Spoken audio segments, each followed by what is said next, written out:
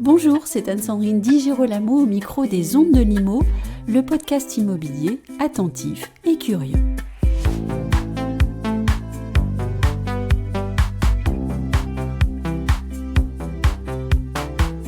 Adaptation de l'habitat au vieillissement de la population. Le sujet est de première importance et il porte sur lui les stigmates de l'urgence, au même titre que la transition écologique. Pour en parler, nous avons invité un homme convaincu, engagé et militant. Voici Jean-Philippe Arnoux, directeur Silver Economy et Accessibilité chez Saint-Gobain. Jean-Philippe Arnoux, bonjour. Bonjour Anne-Sandrine. Alors si vous le voulez bien, on va d'abord poser quelques chiffres afin de mieux comprendre les enjeux de la transition démographique en France et du vieillissement de sa population. Alors qu'est-ce qu'on entend d'abord par senior et par personnes âgées au sens où c'est un sujet pour l'habitat? Alors bon, le senior, il y a plusieurs acceptations du mot senior. On va dire, on parle généralement de 50 ans et plus. Alors plutôt 50 ans et plus, c'est en entreprise où on est senior en entreprise. C'est ça, oui. Ensuite, il y a l'âge fatidique de la retraite. Et puis après, effectivement, il y a plusieurs âges. Alors on entendait parler du premier âge, deuxième âge, troisième âge, quatrième âge. Peut-être bientôt on ira vers un cinquième âge, les centenaires et plus. Donc aujourd'hui, la seniorité, on va dire, c'est tout l'âge qui part du passage à la retraite jusqu'à la fin de ses jours et qu'il faut organiser alors dans tous les pans de sa vie. Donc il y a à peu près tout ce que le périmètre de la Silver Economy, c'est-à-dire le tourisme, l'alimentation, mais aussi l'habitat, puisqu'on sait qu'à partir d'un certain âge, un environnement qu'on connaît pourtant très bien peut devenir potentiellement dangereux. Des pièces peuvent être, je dirais, des obstacles, la célèbre baignoire, mais pas que. Hier, j'étais avec une dame qui, par exemple, a trébuché pour aller sur son balcon sur un bas de porte-fenêtre. Donc voilà. Oui. Donc le danger peut se cacher partout, et donc l'enjeu pour l'habitat, c'est effectivement d'accompagner les populations, déjà d'aujourd'hui, parce qu'il y a des besoins, mais aussi de demain, à avoir un regard plus sécuritaire, plus confortable, et pas forcément uniquement adapter son environnement à une pathologie avérée. Là, vraiment, l'enjeu est de faire de la prévention pour que les gens puissent vieillir sereinement chez eux. Et justement, à quel âge surviennent, en général, les premiers couacs du vieillissement ? Alors, globalement, les premiers couacs, on les estime vers l'âge de 75 ans, où on commence à avoir un peu plus de raideur, un peu moins de souplesse, parfois des troubles de la vision, de l'équilibre. Donc aujourd'hui, effectivement, c'est vraiment à partir de cet âge-là où il faut faire particulièrement attention, et notamment à son habitat. Et vous me parliez, en préparant le sujet, d'un décalage certain entre l'âge réel et l'âge perçu. Oui, tout à fait. Alors on a, comme je dis, on n'a jamais dans sa tête l'âge de ses artères, donc c'est globalement à peu près 10 ans en moyenne. Mais effectivement, tant qu'on n'a pas de soucis physiques, effectivement, si je suis en pleine forme à 75 ans, rien ne change par rapport à ce que j'ai 65, et donc je continue les mêmes activités. Donc en fait, je dirais, l'esprit en fait entretient le corps jusqu'à un moment où le corps lâche et il vous rappelle que vous avez un certain âge. Donc aujourd'hui, ça par contre, ça a un impact sur justement le besoin d'anticiper et de faire des travaux, puisque oui, on va en parler plus tard. Les gens attendent toujours le dernier moment. Et donc, quand il est trop tard. Et oui, et le coût des accidents domestiques en France est très important. Alors, pour ces personnes âgées. Oui, tout à fait. Alors, il y a déjà avant tout un coût humain qui est de 10 000 morts à peu près par an. Donc, c'est à peu près 4 fois l'accidentologie de la route. Un coût humain également pour les familles, puisque effectivement, du coup, du jour au lendemain, on peut se retrouver aidant d'une personne qui accélère, on va dire, dans la dépendance. Et puis un coût financier pour la collectivité, puisqu'on estime que c'est un coût entre 1 et 2 milliards d'euros annuels d'hospitalisation pour la sécurité sociale. Et là, on ne parle que en fait, de ce qu'on appelle la primo-chute. Donc, sachant qu'un senior qui a fait une chute en année 1 à 50% de plus d'enfer en année 2. Et puis après, il y a les coûts indirects et des complications. Donc, uniquement le coût des hospitalisations de personnes âgées, on estime ça entre 1 et 2 milliards d'euros. Donc, effectivement, il faut entreprendre une grande politique de prévention pour d'abord limiter le coût humain, parce que c'est un sujet social, mais surtout limiter aussi le coût des finances publiques.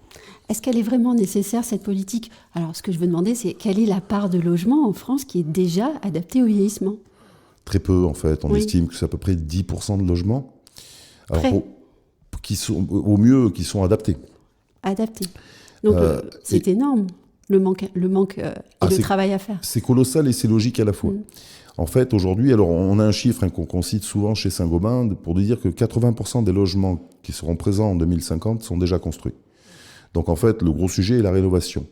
Et on a un parc anciens aujourd'hui, si je prends le cas de la salle de bain, où après la guerre, par exemple, il y a eu beaucoup de reconstruction, mais il y a eu aussi une hausse des normes d'hygiène. Donc on a mis des baignoires, des salles de bain privatives partout, mais avec des baignoires, des salles de bain plutôt petites, pas forcément ergonomiques.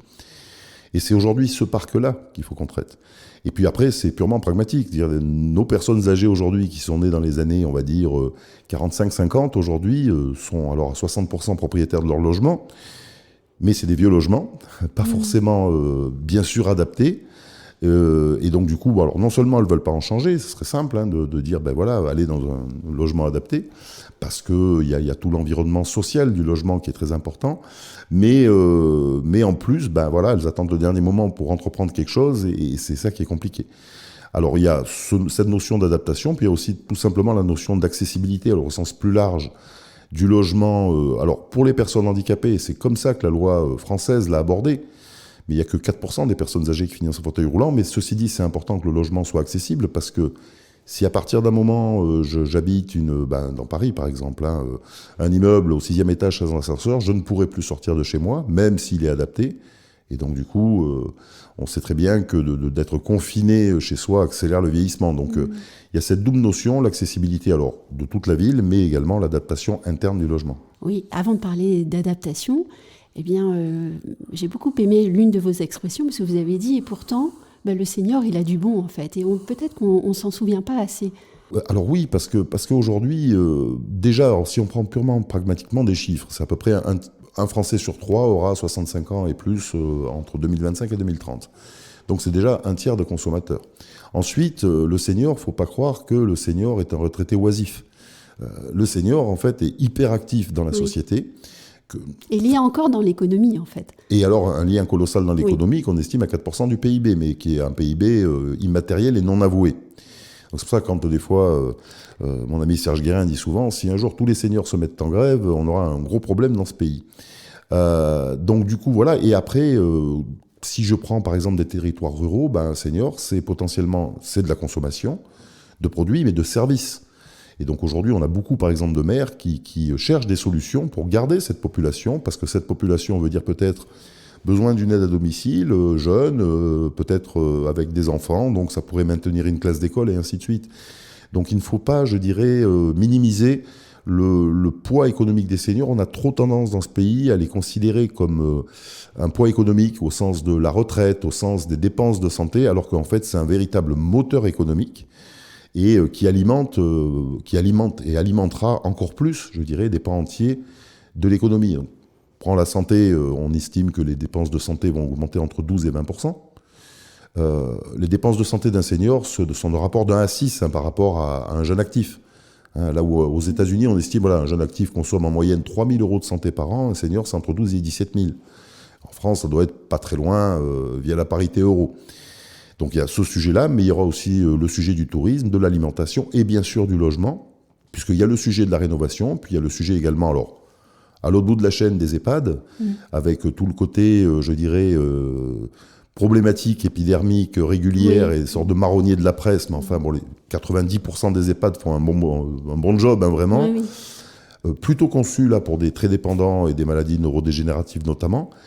Et il y a un type d'habitat qui se développe énormément, qu'on appelle l'habitat adapté, partagé et inclusif, donc l'habitat intermédiaire, de petites colocations, de logements intergénérationnels, de béguinage, enfin tout un tas de choses en fait qu'on a besoin aussi de faire découvrir, pour à la fois, je dirais, proposer une solution d'environnement sécurisé pour le senior, mais également du lien social, parce que c'est très important. Revenons-en au logement, puisque la majorité de nos seniors veulent rester à la maison le plus longtemps possible. Et pour nous, l'adaptation de ces logements, c'est un vrai défi social, d'autant que vous rappelez souvent qu'en France, on a un souci du curatif, alors qu'il faudrait mieux prévenir. Ah, mais complètement. Et c'est vrai qu'aujourd'hui, on le voit dans les politiques publiques, sans jeter la pierre, mais l'argent investi aujourd'hui, il y a 2 grandes transitions, enfin il y en a beaucoup plus que ça, mais si on prend la transition énergétique, on est au cœur du sujet en plus en cette période de crise.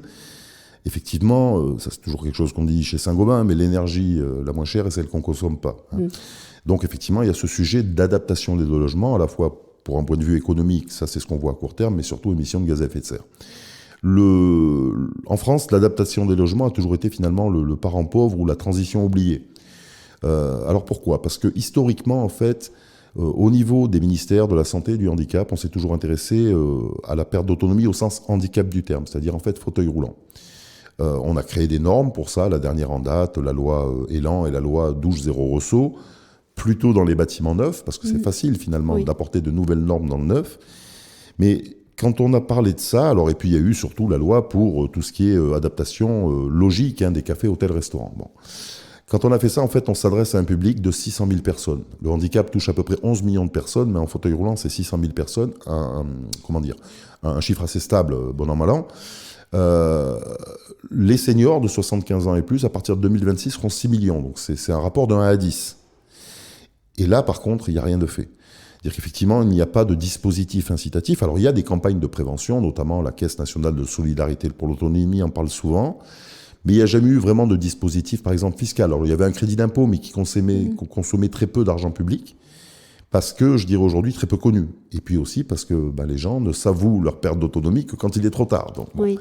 Et puis des aides plus directes, c'est très peu de choses. On parle de 170 millions d'euros, tout confondu, handicap et personnes âgées, versus entre 5 et 8 milliards d'euros pour la transition énergétique. D'argent investi, alors d'abord pour aider les modestes et les très modestes à isoler chez eux. Et une des trajectoires sur lesquelles travaille notamment la filière Silver Economy conduite par mon ami Luc Broussy, c'est effectivement de faire alors qu'il n'y ait pas un équilibre, parce qu'aujourd'hui les besoins ne sont pas les mêmes, et puis le vieillissement de la population, la démographie s'étale dans le temps. Mais qu'effectivement il y ait une meilleure considération de l'adaptation des logements dans les politiques publiques, ce sur quoi on travaille activement en ce moment. Le président Macron en a parlé à travers un dispositif MaPrimeAdapt, mais voilà, qui doit être encore, défendu, parce que dans l'environnement économique, socio-guéro-économique qui nous envoie, il ne faudrait pas qu'une fois de plus, le senior, en fait, passe, aux oubliettes. Voilà, aux oubliettes. Donc du coup, voilà. Donc c'est un sujet du moment, voilà. Et surtout, une grande campagne de prévention et de communication, parce que effectivement les gens n'ont pas conscience. Dans l'inconscient collectif, en fait, il y a une famille pour s'occuper de nous, il y a tout ça, mais en fait on s'aperçoit, hier par exemple, j'étais aussi avec une dame qui s'épuise, elle a 64 ans, avec sa maman, parce que chez elle c'est pas adapté, les meubles mal placés, une salle de bain pas adaptée, elle a sa maman à domicile. J'ai dit mais il faut absolument faire quelque chose. Et il y a beaucoup de petites choses à faire. Et c'est des petites choses. Alors ça commence par des gadgets, ça peut être, pas des gadgets, mais enfin des petites douilles, par exemple, qu'on va mettre au plafonnier pour automatiser l'éclairage la nuit. Ça peut être des veilleuses, comme celles pour enfants, pour baliser. Ça peut être des petites bandelettes autocollantes qu'on va mettre au sortir de la baignoire, si on n'a pas encore de douche, pour éviter de déraper. Ranger sa cuisine différemment ? Ranger sa cuisine différemment. Le premier réflexe, alors la grande mode aujourd'hui, c'est les meubles de cuisine très hauts qui vont jusqu'au plafond, mais qui ne servent plus à rien. Mais non, mais quand on vieillit, on devient plus petit en plus. Alors non seulement on se tasse, et pardon. Puis... mais c'est la réalité. Et donc à un moment donné, moi j'appelle ça un pouce au crime, c'est-à-dire qu'effectivement, si on n'a pas à changer son mode de rangement et que les assiettes à soupe sont toujours dans le placard en haut parce qu'on s'en sert que l'hiver... Et monter sur une chaise, c'est pas la bonne idée non plus. Voilà, premier réflexe... ça arrive. Ah mais ça arrive régulièrement, enfin je veux dire... des choses très triviales, mais ma belle-mère, pour décrocher les rideaux, elle est montée sur une chaise avec mon beau-père qui tenait la chaise. Ils ont 85, 86 ans. Donc voilà, mais comme c'est des choses qui se sont toujours passées sans jamais de risque, on y va, sauf que peut-être on peut avoir problème d'équilibre, de fatigue, de prise de médicaments, et c'est dramatique. Et différence entre âge réel et âge perçu. Et toujours différence. Je suis toujours monté sur cette chaise. Donc qu'est-ce qui pourrait m'arriver aujourd'hui qui ne m'arrivait pas hier ? Sauf qu'à un moment donné, avec l'âge, par exemple, quand on perd son équilibre, on le retrouve beaucoup moins vite. On est beaucoup moins alerte. Et donc, du coup, si avant, j'avais tendance à me raccrocher, je dis n'importe quoi au lampadaire, là, je ne pourrais pas le faire et je serais par terre. Bon. Et ça, aujourd'hui, on le voit bien. Une chute sur 2, par exemple, à domicile, se produit la nuit. Alors, c'est pas parce que aujourd'hui, on se lève et on ne connaît pas chez soi. Tout le monde peut avancer les yeux fermés chez soi la nuit pour aller aux toilettes ou autre. Mais en fait, le problème, c'est qu'effectivement, c'est pareil, quand on vieillit, quand on se réveille, on est moins alerte rapidement. Donc l'enjeu, par exemple, d'allumer un éclairage automatique, un chevet ou une pièce qui va créer une rupture lumineuse dans la nuit, c'est pas tant pour y voir que pour accélérer le processus de réveil. Et ça, c'est des solutions qui coûtent une centaine d'euros, mais qui peuvent éviter une chute, donc de l'hospitalisation et des coûts récurrents. Mais surtout de la santé, tout simplement.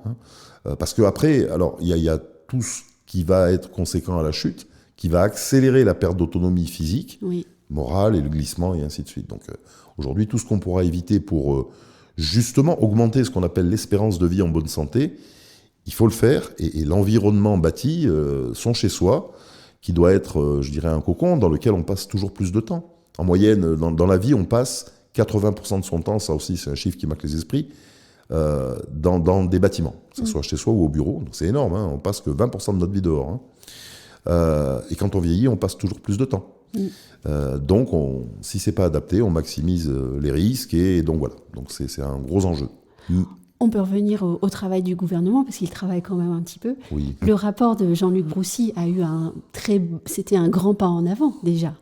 Il y a eu plusieurs rapports. Il en avait déjà écrit un en 2013, et puis on en a écrit un en 2019, où on commençait à mettre, et le dernier, effectivement, est un rapport de 80 propositions, où Luc, alors, évidemment qu'il y a un gros sujet adaptation du logement, mais il y a aussi un sujet d'aménagement du territoire, un sujet de mobilité, un sujet d'inclusion du logement dans la ville. Il y avait, alors, il le cite souvent, Luc, mais c'était un ministre qui avait sorti, voilà, un logement, c'est un logement dans un immeuble dans une rue dans une ville sur un territoire. Parce qu'effectivement, en dehors de vivre, je dirais aujourd'hui, dans un environnement sécurisé, l'enjeu majeur est le lien social. On l'a vu avec le confinement, beaucoup de personnes se sont laissées glisser dans les EHPAD ou à domicile, et ne plus pouvoir sortir, ne plus pouvoir tout bêtement aller échanger, communiquer et voyager, c'est voilà, il manque une bonne partie. Voilà, donc du coup, il faut avoir cette vision globale. Et ce qu'apporte le rapport de Luc Broussy, alors en dehors d'un gros chapitre sur l'adaptation du logement que j'ai conduit avec lui, effectivement, c'est tout ce qui concernera la politique de la ville et la politique territoriale. Pas seulement pour les seniors, mais aussi pour le plus grand nombre. Finalement, quand on a un grand trottoir adapté pour les handicapés, tout le monde est content. Les personnes avec des landaus, des poussettes, un peu trop les trottinettes et les patins roulettes, mais ce que je veux dire, voilà. Donc effectivement, moi j'appelle ça un changement de logiciel. C'est-à-dire qu'effectivement aujourd'hui, dans tout ce qu'on doit faire, on doit prévoir finalement tous ces grands changements climatiques. Donc évidemment, là en ce moment, on redécouvre la merveille écologique et de replanter des arbres. Je suis ravi et j'aimerais accélérer qu'on mette un peu plus de milliards, parce qu'effectivement, quand il y a une rue qui est plantée, qui est arborée, entre guillemets, elle est à peu près 4 degrés moins chaude qu'une rue entièrement bétonnée. C'est pareil finalement pour tout le reste, d'un point de vue fonctionnel. Si je reviens sur le logement, là où effectivement on mettait des baignoires parce qu'il y avait le boom de natalité, il y avait un rythme de vie qui était autre, aujourd'hui les jeunes cherchent plutôt des douches tout simplement. Et si je vais plus loin, puisque l'actualité malheureusement nous rappelle que à la fois les énergies fossiles et l'eau sont des valeurs rares, puisque c'est la sécheresse, une douche consomme 9 fois moins d'eau qu'un bain. Oui. Donc à un moment donné, la justification n'est plus de construire des maisons avec des baignoires parce qu'il y a beaucoup d'enfants et qu'il faut les baigner et ainsi de suite. Ça, c'est 2 ans de leur vie. C'est comment, effectivement, on construit des logements plus intelligents qui permettront tout simplement d'accompagner les familles dans tous les âges de la vie, y compris, la vieillesse. Et ça, alors voilà, donc tout ça, on est dans une phase, un nœud gordien de transition en ce moment, où effectivement, c'est plus des mesurettes qu'il faut, c'est vraiment changer de logiciel, y compris sur la prévention de la perte d'autonomie. On parle aussi en ce moment de MaPrimeAdapt. Elle est construite sur le modèle de MaPrimeRénov'. C'est d'ailleurs un signe, puisque vous avez parlé de transition écologique, etc. C'est finalement le moment du grand changement de logiciel pour tout, au fait. C'est un peu ça, et c'est aussi une approche très, très pragmatique. Oui. Et c'est pour ça que Luc m'a demandé de travailler dessus, parce que moi, je baigne dans le monde du bâtiment depuis 20-25 ans, et on sait à quel point... c'est un secteur fabuleux, mais c'est comme un gros paquebot ou une péniche. Pour le bouger, il faut du temps. Par contre, dès que c'est parti, ça ne s'arrête plus. La transition énergétique, ça fait 20-25 ans qu'on travaille dessus. Oui. On a eu des réglementations thermiques et on voit à chaque fois, par exemple, passer à la RT 2020 pose tout un tas de problèmes techniques. Et beaucoup d'innovations chez Saint-Gobain, d'ailleurs. Et beaucoup d'innovations chez Saint-Gobain. Vous avez été précurseur dans beaucoup de domaines. Parce que c'est notre cœur de métier et surtout qu'on investit énormément. C'est à peu près 4% du chiffre d'affaires annuel de Saint-Gobain, qui est à peu près de 40 milliards, d'après ce qu'on voit dans nos bilans annuels, qui sont investis en recherche et développement. C'est-à-dire, en fait, dans du verre toujours plus performant. On vient de construire, par exemple, la première usine où on arrive à produire du verre zéro carbone. Parce que, aussi, un des gros objectifs de Saint-Gobain, c'est d'arriver, en tant que gros industriel majeur, qui plus est consommateur d'énergie, puisque produire du verre, c'est d'arriver à des productions zéro carbone sur toutes nos lignes de production à horizon 2050. Bon, et je sais à quel point ils s'y mettent, mais c'est aussi d'embarquer d'autres innovations ou de redécouvrir le pouvoir de matériaux, des plaques de plâtre et ainsi de suite, qui vont amener un plus de santé dans l'habitat. Ça peut être des plâtres ultra résistantes qui vont résister à l'arrachement, beaucoup plus pour des sièges, des barres, des douches. Ça peut être des plaques de plâtre aussi qui améliorent la qualité de l'air. Donc Saint-Gobain a développé un procédé qui s'appelle Activair, qui va faire baisser la teneur en composés organiques volatiles de la pièce de pas loin de 80%, en piégeant en fait les COV. Donc voilà, donc en fait c'est tout ce travail de recherche et d'expertise autour du logement et de l'habitat qu'on porte. Donc pour en revenir à MaPrimeAdapt' et ma connaissance du secteur, c'est qu'effectivement, quand il y a des mécanismes qui marchent, il faut les dupliquer. MaPrimeRénov' aujourd'hui est un succès, à la fois du côté des particuliers qui l'ont assez compris, qui simplifient. Alors, il y a toujours des complexités, mais les mécanismes de crédit d'impôt qui étaient... Enfin voilà, il fallait être énarque. Oui, et puis il y avait beaucoup de mécanismes possibles, d'aides possibles, tout était éparpillé en fait. Exactement, donc beaucoup de mécanismes et avec une grande complexité. Donc le particulier ne comprenait pas, le professionnel non plus, ça ne pouvait pas marcher. Mais par contre, beaucoup d'argent dépensé, pas forcément à bon escient. Aujourd'hui, en fait, dans la transition démographique, on se retrouve à l'ère de la transition énergétique il y a 20 ans. C'est-à-dire, en fait, encore avec des aides éparpillées de partout. Donc, en dehors de la valeur, c'est la complexité. Des aides de l'Agence nationale pour l'habitat, un crédit d'impôt qui est un dinosaure, puisqu'ils ont tous disparu sauf celui-là. Donc, il disparaîtra le 31 décembre 2023. Et puis, des aides des caisses de retraite, voire des départements, et ainsi de suite. Bon.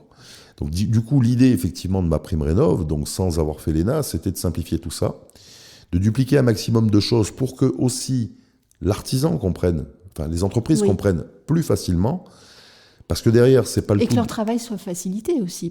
Alors, que leur travail en amont soit facilité. On parlera de l'aval et de la formation des entreprises, parce qu'il y a un gros boulot à faire là-dessus. Mais je dirais aujourd'hui, voilà, pour que déjà, cette première étape de compréhension, par toute la phase aval et au-delà de l'argent, soit comprise par le plus grand nombre, y compris les distributeurs. Nous, chez Saint-Gobain, on a la branche distribution, Point P, CDO. Si nos conseillers qui conseillent des pros tous les jours ne comprennent pas, ça ne pourra jamais décoller. Donc, d'où cette volonté de simplification. Et puis, alors, autre grand pan, alors c'était déjà aussi de travailler sur les solutions qui seront éligibles. Donc ça, on est en cours en ce moment, de valider une liste de solutions éligibles. Par exemple, je vais prendre un exemple tout bête, mais dans l'ancien crédit d'impôt, avant 2018, il y avait les baignoires à porte. On sait qu'une baignoire à porte, sauf certaines aujourd'hui, ne sont pas la solution pour, je dirais, tout type de seniors. Donc on les a retirées. Mais on a intégré des innovations. On parle des toilettes japonais, de systèmes d'éclairage automatique qui n'étaient pas. Parce que ça, on sait que les ergothérapeutes, tous les professionnels vous disent que ça a un impact réel sur la sécurité. Donc il y a ce travail en cours. Ensuite, alors il y a le travail de quel accompagnement pour les usagers. Est-ce qu'on va imposer une assistance à maîtrise d'ouvrage ? Bon, a priori non, elle sera finançable mais pas imposée. Est-ce que des ergothérapeutes seront obligatoirement nécessaires ? C'est le débat du moment. Donc Luc disait oui, tout le monde n'est pas d'accord. Bon, donc c'est en train de se trancher. Et puis quel contrôle aussi ? Et enfin, quelle qualification des entreprises ? Et alors là, justement, comment est-ce que les entreprises se préparent ? Alors aujourd'hui, elles ne se préparent pas. Parce que quel intérêt pour une entreprise d'aller vers un secteur qui est extrêmement complexe ? Oui. Beaucoup plus complexe que l'énergie, parce que l'énergie, finalement... au mieux, vous avez un diag énergétique avec un énergéticien qui vous a dit voilà, il faut changer, mettre tel isolant et telle fenêtre, et puis il va le faire, il choisira sa marque, il le fera. On est purement dans le domaine de la technique, donc des produits appliqués sur un bâtiment ou un mode de chauffage différent qui va produire un effet en termes de réduction de consommation, donc de gaz à effet de serre. Là, en fait, on a un écosystème beaucoup plus, je dirais, complexe, puisqu'il y a à la fois de la technique, enlever une baignoire, mettre une douche, c'est de la plomberie, mais il y a de l'humain. Parce que chaque senior n'est pas le même. Je prends souvent des exemples. Une barre de maintien, on ne la mettra pas toujours à la même hauteur.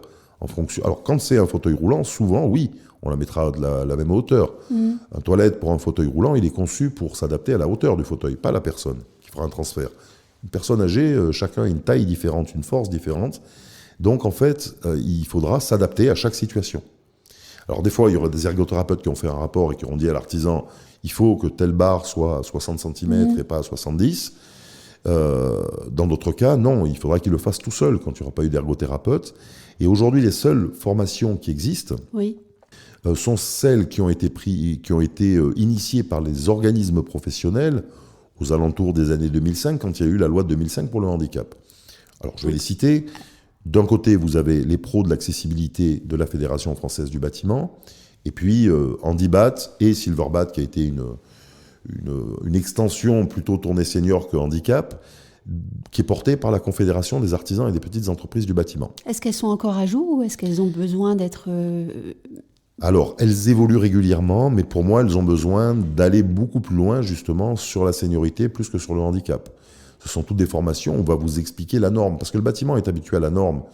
Donc, effectivement, connaître la norme de A à Z, de l'adaptation d'une salle de bain au handicap avec le cercle de giration, les hauteurs sous évier et compagnie, c'est facile à enseigner.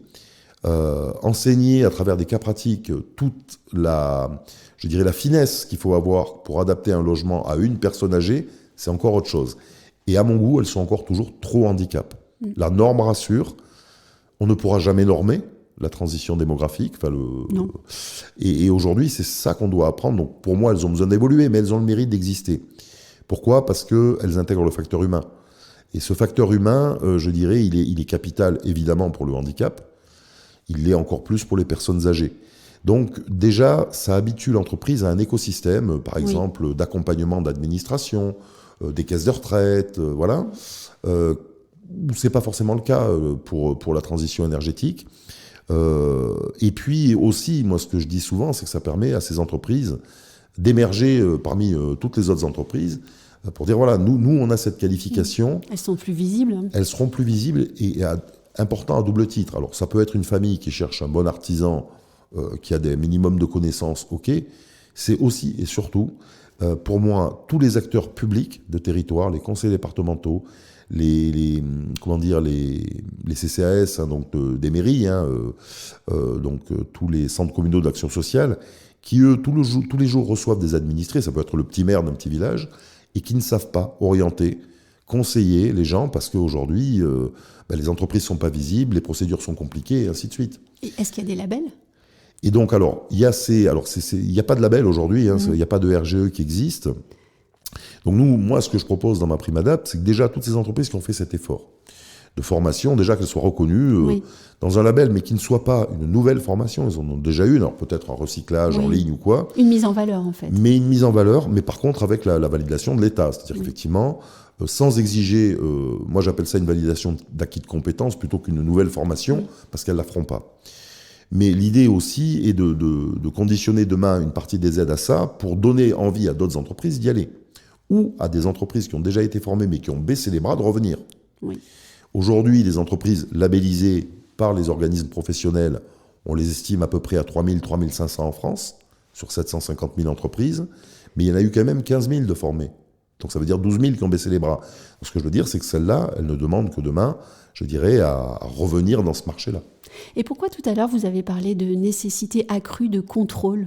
Le problème, c'est que...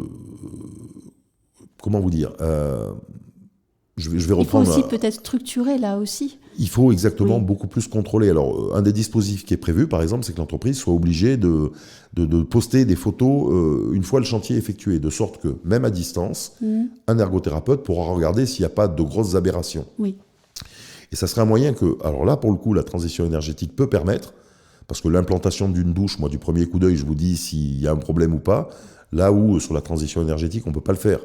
En prenant une photo, on ne verra pas si la fenêtre est bien posée ou si derrière la plaque de plâtre, on n'a pas oublié le pare-vapeur sur l'isolation de toiture. Donc bon, donc voilà. Mais aussi des contrôles simplement a posteriori par des ergothérapeutes ou des contrôleurs. Alors pas systématiques, mais enfin par picking, pour voir si l'entreprise est fiable tout simplement, parce qu'on a charge d'âme, comme je dis. On a charge de la santé de quelqu'un.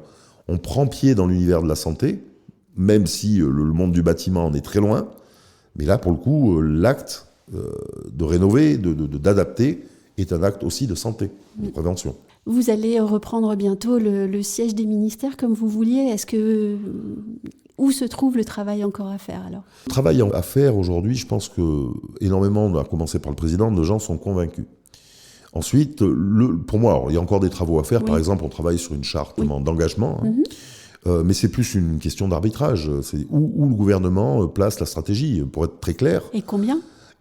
Alors, comme je dis, c'est pour donner un ordre d'idée, voilà, les Anglais dépensent 500 millions d'euros chaque année sur l'adaptation du logement. Nous, au mieux, on est à 160 millions. Bon, je dirais, c'est tout le côté très pragmatique des Anglais, quoi. Il y a moins de sécu, donc à un moment donné, on investit un peu plus en amont. Ben là, c'est ça. Et puis, alors, je dirais, ces 500 millions, c'est rien. Là, on a eu, la semaine dernière, les budgets investis dans la perte d'autonomie en France par la CNSA. On parle de 77 milliards d'euros quand même. Enfin, les gens n'en ont pas conscience que c'est le premier budget de l'État aujourd'hui. Et quand on connaît la courbe démographique, ça ne va pas s'arranger. Donc, ce que je veux dire, c'est qu'à un moment donné, travailler en préventif sur adapter le cadre bâti pour permettre à ces gens donc, de vivre le plus longtemps en bonne santé et, je dirais, donc de moins peut-être consommer d'hôpital, de kiné, de tout ça, je dirais, pour moi, j'appelle ça une vision stratégique. Voilà. Mais il y a plein de sujets. Il y a l'aide à domicile, qui est un sujet, aujourd'hui, on manque de 300 000 personnes. Donc voilà. Mais aujourd'hui, cette transition, cette loi qu'on attend, alors on l'attend plus, pour être tout à fait honnête, grand âge, on l'a espéré, mais presque, je dirais qu'au niveau de la filière Silver Economy, on attend des actes d'amour, quoi. C'est-à-dire à un moment donné, dire voilà, là il y a tel investissement parce que ça nous paraît stratégique pour la nation. Parce que sinon, dans 5 ans, on ne saura pas où on mettra nos vieux, quoi. Et pour moi, c'est ça l'enjeu. Et il faut arrêter, comme je dis, de mettre le vieux sous le tapis parce que de son bien-être, en fait, va dépendre un nouveau bien-être de l'économie. Moi, j'aime bien aussi faire un parallèle avec l'écologie. Je dirais, une personne âgée, effectivement, il y aura plus d'arbres, elle pourra sortir, s'asseoir sur un banc, on va redécouvrir les villes d'avant. Et puis c'est un choix de société. C'est un choix de société. Dans la consommation de proximité, l'économie locale, une personne âgée qui consommera moins de... Voilà, elle ne va pas aller jeter les yaourts par 12 de chez X, mais peut-être les yaourts de la collectivité à côté, enfin de la coopérative à côté. Donc, quand je parle de changement de logiciel, oui. L'évolution de la société, il y aura plusieurs paramètres. Un paramètre qu'on maîtrise plus ou moins, le climat, on le voit, on est en plein dedans. Il y a des paramètres qu'on pourrait maîtriser en investissant plus, les bâtiments et ainsi de suite. Puis il y en a beaucoup plus sociétaux qu'il faut anticiper. Et si celui-là, on n'est pas là, regardez l'économie du Japon. Je dirais, toute l'économie tourne autour du senior, quoi. Et donc, on change de logiciel. Et pour moi, il faudrait vraiment qu'on ait une autre approche, quoi. Et aujourd'hui... dans nos systèmes administratifs très complexes, il y a de très bonnes idées qui n'arrivent pas sur les territoires. Donc il y a un gros enjeu aussi d'accompagner, comme j'ai dit, la première maille, c'est la mairie, c'est le maire, y compris du petit village. La France, pour moi, n'est pas celle uniquement de Paris, Lyon, Marseille. Il y a les territoires oubliés, il y a une transition qu'on oublie, qui est une transition géographique. Dans l'inconscient collectif, tous les vieux veulent aller vieillir à Cannes ou à Nice. C'est le sud-est. Eh ben non, manque de bol, c'est plutôt d'est en ouest. Vers la Vendée, vers la Creuse, des endroits plus calmes. Et manque de bol, c'est des endroits où il y a moins de services, il y a moins d'hôpitaux, il y a moins d'aide à domicile. Donc ça fait quand même beaucoup de paramètres. Merci beaucoup Jean-Philippe Arnoux. Merci beaucoup à vous.